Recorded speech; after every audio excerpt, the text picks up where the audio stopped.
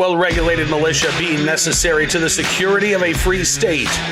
The right of the people to keep and bear arms shall not be infringed. Welcome to another edition of Bearing Arms, Cam and Company. My name is Cam Edwards. I'm glad you're with us today. Hopefully you had a great weekend. It was very spring-like here in Central Virginia. I probably should have mowed the yard for the first time, but it's just too early in the year for that. No way. So, the spring onions are growing. The grass itself, I've decided that this is actually the ugliest time of year in Central Virginia because the grass is patchy and mangy looking. You know, you got some stuff popping up, but the trees have not yet bloomed. It's a beautiful place to live most of the time. Like the next couple of weeks, not so much in Virginia. But I'm going to avoid doing any spring yard work for as long as possible. Did get a chance to head down to the back part of my property over the weekend, do a little bit of plinking. It was warm enough to get outside and do that, so that was nice. Spent a little bit of time at the homemade range, and hopefully get a chance to do that again next weekend as well, if the to-do list does not pile up. Speaking of to-do lists, the anti-gunners have one. It's longer than my arm, and they all involve making it...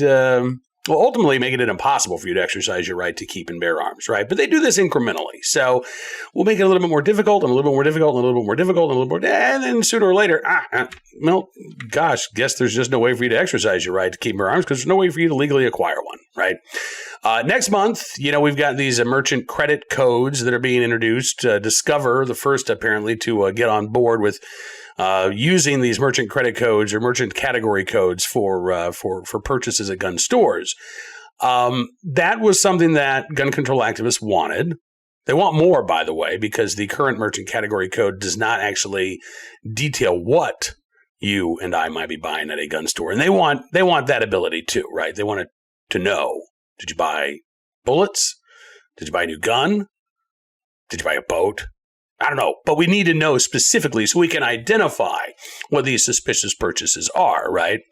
At the same time, I think it's fair to say that the gun control advocates want to make it not just as expensive as possible for you to purchase a firearm, but they want you to have either cash in hand or they want you to be able to pay for it up front, right? If you have to make installments to pay off your firearm, well, apparently you shouldn't be able to buy one. New York Times with a big story today, a tangled tale of gun parts, identity theft, and the ease of buy now, pay later.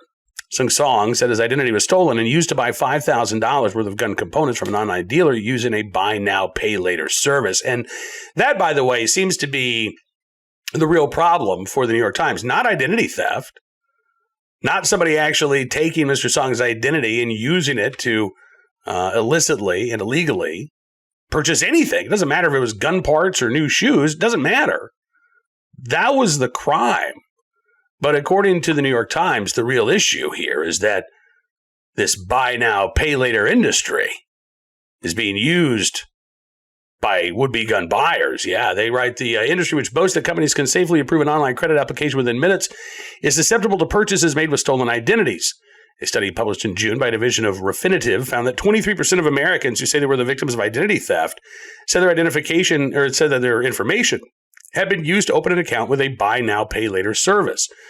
Jordan McKee, research director for financial technology companies at S&P Global Market Intelligence, says that buy now, pay later has been a popular target for fraudsters.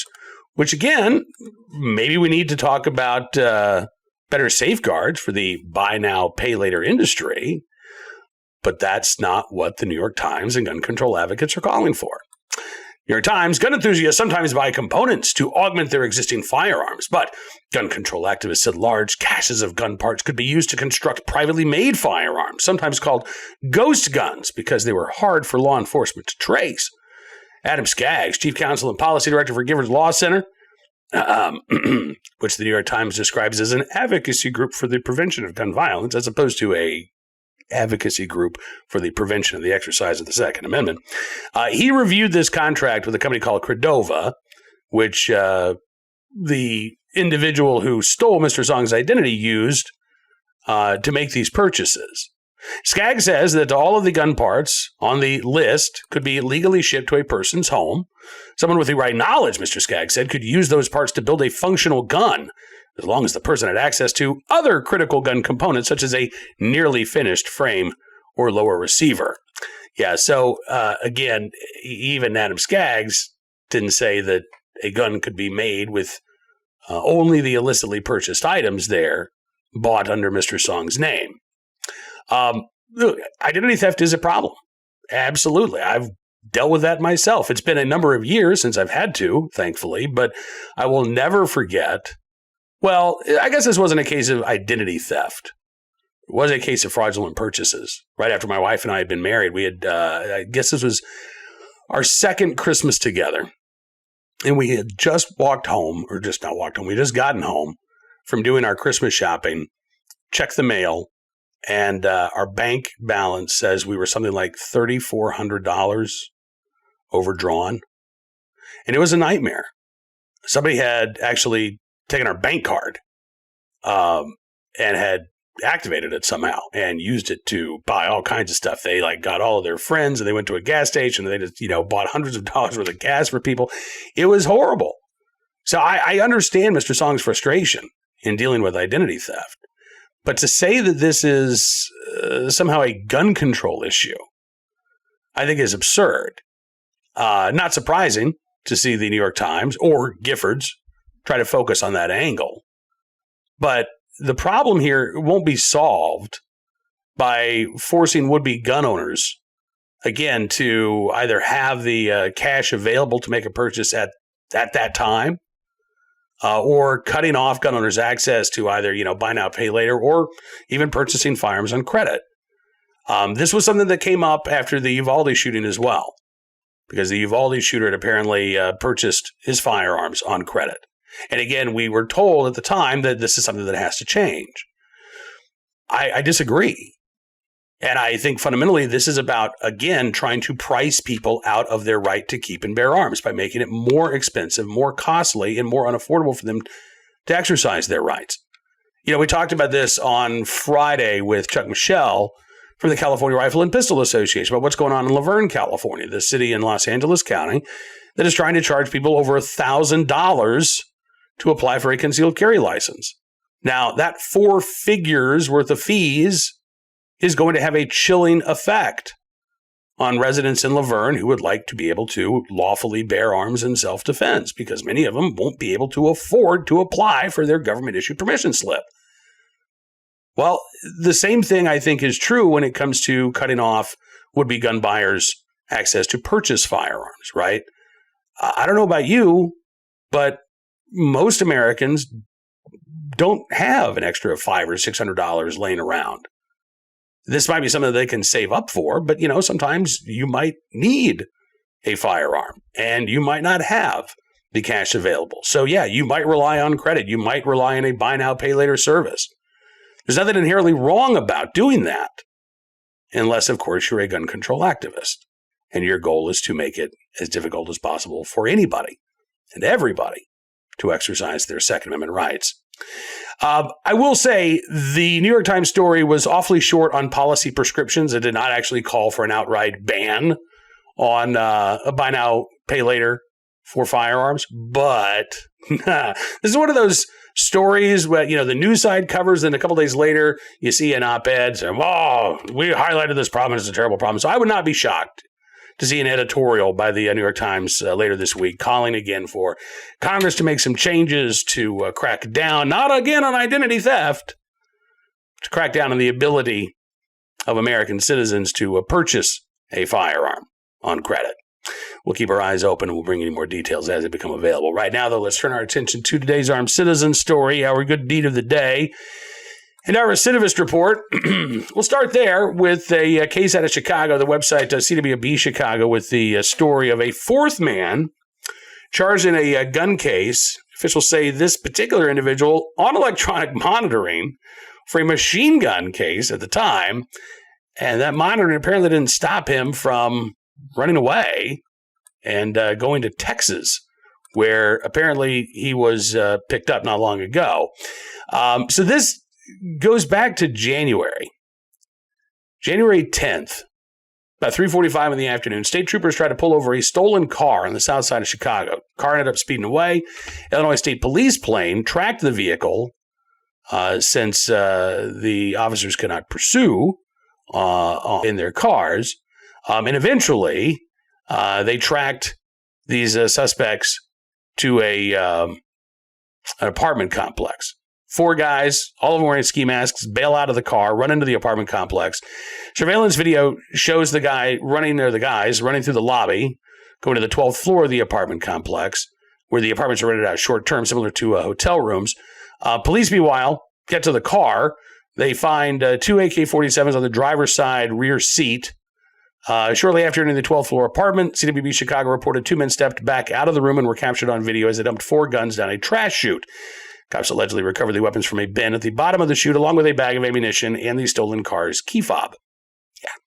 So 2 of the guys arrested that night facing felony gun charges, according to CWB Chicago. Third man was charged in February after police used facial recognition technology to identify him in the other 2 men's social media posts. And now the 4th individual has been taken into custody, 21-year-old Israel Baker. Prosecutors said over the weekend that Baker bailed out of the rear passenger seat of the stolen car, where he had been seated next to the 2 AK-47 style firearms.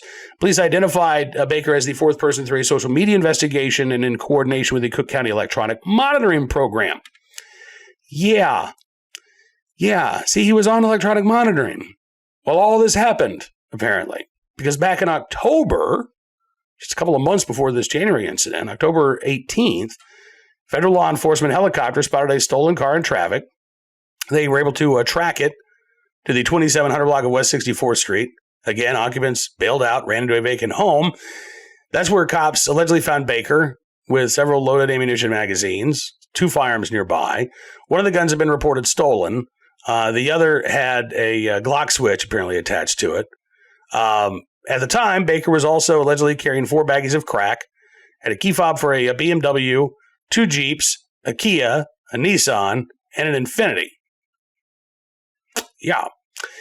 He was taken to court, and Judge Mary Marubio ordered Israel Baker to pay a $1,000 deposit in order to go home on electronic monitoring. And he did. So, pays his $1,000, gets his ankle monitor strapped on, and then he's out. He was supposed to show up in court 2 days later. He was a no-show. Even though he had this monitoring device supposedly on him, because police didn't know where he was. Warrant issued for his arrest. And last month, in February, he was arrested in Grand Prairie, Texas, just west of Dallas. Returned to Chicago on Friday to face new charges of aggravated unlawful use of a weapon as well as escape. The judge ordered him held without bail for violating bond back in October and ordered him to pay a $20,000 bail deposit to be released on the new gun and escape charges. Yeah. By the way, Baker, no adult convictions according to CWB Chicago. He's 21 years of age. But he was adjudicated delinquent as a juvenile for, let's see, we'll go back, carjacking in 2017, burglary in 2018, and robbery in 2019. So young Mr. Baker has managed to rack up quite the laundry list of charges and convictions at the tender age of 21. We'll see what happens this next go round. But can we quit with the idea that electronic monitoring is actually useful? This seems like such a security theater measure. You know, we had a big story last week at Bearing Arms about what's going on in New Mexico, where there have been a number of high-profile crimes committed by individuals who were supposedly on electronic monitoring, cut off their devices in some cases, and again, nothing really happened. Here you have a guy on electronic monitoring who manages to get to Texas, right? So let's quit with this idea that, listen, we're letting these individuals out. Yes, they may pose a risk to the community. Yes, they may pose a flight risk, but we're watching them because we got this monitor, and it's gonna let us know if they cut it off or if they go somewhere they're not supposed to be. That's how it's supposed to work. In theory, clearly not how this is working in practice.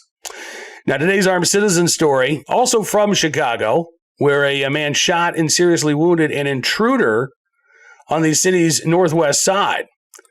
CBS Chicago reporting this was early Sunday morning, and that would-be burglar is now hospitalized after running into the armed citizen. The 27-year-old suspect, identified as Jeremy Tyler, listed in critical condition Sunday evening after he was shot in the arm by the homeowner. He's also been charged with a felony account of burglary.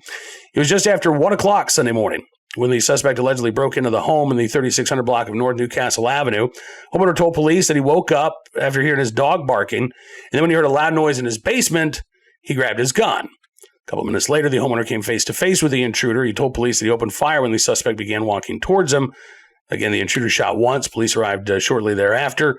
CBS in Chicago, Andrew Ramos, the reporter there, says that neighbors are applauding the homeowner for exercising his right to protect himself and his family. Because as it turns out, even in, a city as hostile to the Second Amendment as Chicago, you have plenty of Chicago residents, as it turns out, who appreciate their ability to defend themselves, not only in their home, but on their streets as well, against the growing number of violent criminals. Finally today, our good deed of the day, in the right place, at the right time, willing and able to do the right thing. A couple of police officers in Beloit, Wisconsin, who were able to save a choking child over the weekend. And it really was a case of just random circumstances. Beloit police say two officers were performing a traffic stop on Friday night when a woman comes running towards them screaming for help. She was holding a 2-year-old girl who was not breathing at the time. A woman said the girl may have been choking on a piece of pizza. So one officer began performing back slaps on the child. The other called for EMS. After about a minute or so, the obstruction was dislodged. The little girl started crying. A woman told police that she was babysitting the girl when she started choking, and she just happened to see the lights of the squad car where the officers were making the traffic stop, and so she decided, forget it, I'm running there. Faster than calling 911, faster than a paramedic arriving here. And those officers, again, on scene for what they thought was just a simple traffic stop, ended up saving a little girl's life. So yeah, in the right place, at the right time, willing and able to do the right thing. Wish I knew the names of those Beloit officers, but whoever you are, we thank you for your very good deed. Now, that is all of the time we've got for you in this edition of Bearing Arms Cam & Company, but we have a busy week ahead of us. We've got constitutional carry on the floor of the Nebraska Senate. First vote held, first reading anyway, went well for constitutional carry on Friday. We expect a final vote to happen sometime this week. We expect the initial debates to get underway in Florida as well, on the floor of the House, regarding permitless carry. And with Governor Ron DeSantis telling GOA's Luis Valdez over the weekend that, he supports open carry too. He just doesn't think the legislature is going to do it. Maybe there's a little more pressure being applied to Florida lawmakers to make Florida's permitless carry bill even better, make it a true constitutional carry bill by including open carry as well. We'll be following those stories and a lot more at bearingarms.com. I encourage you to check out the website throughout the day. We'll keep you up to date on the latest Second Amendment news and information. And if you like what you see, also would encourage you to become a VIP member. All you have to do, go to bearingarms.com/subscribe, use the promo code GUNRIGHTS, and you can get a significant savings on your VIP membership. And as our way of saying thanks for showing your support, we're going to give you exclusive news stories and content you won't find anywhere else, because your support does matter, and it really does make a difference. So thank you again. We'll see you back here tomorrow. Until then, be well, be safe, and be free.